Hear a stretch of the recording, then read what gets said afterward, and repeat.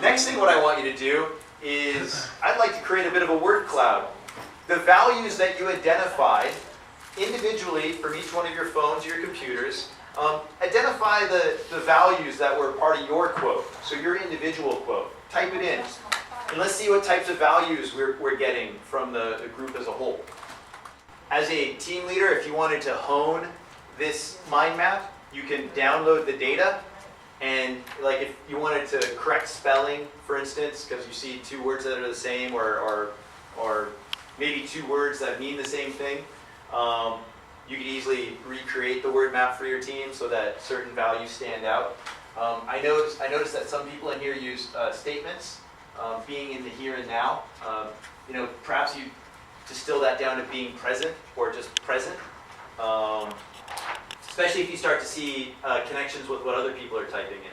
So this will be something else that I share with you, but it kind of gives you a good idea about what people value in this room and where you might begin to see those connections, not only within our class that we're going to be together now for the next 6 months, but also within your teams. It also instructs you on the values that you might probably need to be more mindful of. When I look at the word map here, word cloud, I would argue that we want all members of the team coming knowledgeable. That speaks to being prepared, having a clear vision, leads by example, communicator, empowering, passionate, approachable, open-minded. Implicit leadership theory effectively states that you have universal and you have specific leadership beliefs.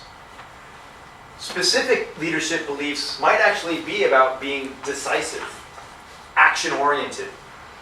These are things that are, expected not across cultures, but in specific cultures. These are things that are expected of a leader. In other cultures, such as China, it's expected that the team leader does it. It's not even up for consideration. And if the team leader themselves were to say, and for our Chinese participants, if the team leader says to the team, hey guys, what do you think about this? It's probably going to turn off your team members. That's your job. That's what you get paid for. That's why you have the title, right? You might want to lead your team more democratically. You might want to lead your team in a way that shares responsibilities. But especially if you have Eastern team members that have been raised and grown in a culture where you're the leader. There's a power dynamic. There's a high power dynamic. And the power dynamic isn't necessarily meant to be unfair. It's just we have expectations for leaders. That is their job. They take that responsibility.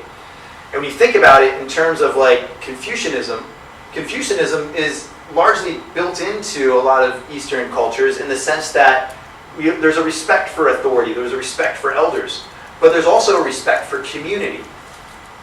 We don't want individuals to step out of the community and do things on their own.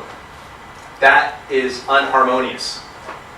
We want to act as a group. We have a collective. There's communalism in the way that we do things. Whereas in the West, we have a much stronger emphasis on individualism. We celebrate the individual when they do things that are great. Well, as an American going into a team with mainly Chinese team members, and I start congratulating individuals, that's going to make other people feel pretty bad. That's going to make them feel like they're not part of a team.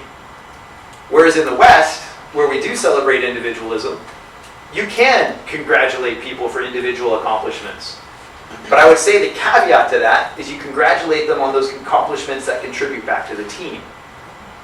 Whereas in the Chinese perspective, you would congratulate the team. Hey, this is something that we've done. People that might have stood out independently, on the side you can go to them and say, hey, I noticed that you put in extra time to do this. I just wanted to thank you for that.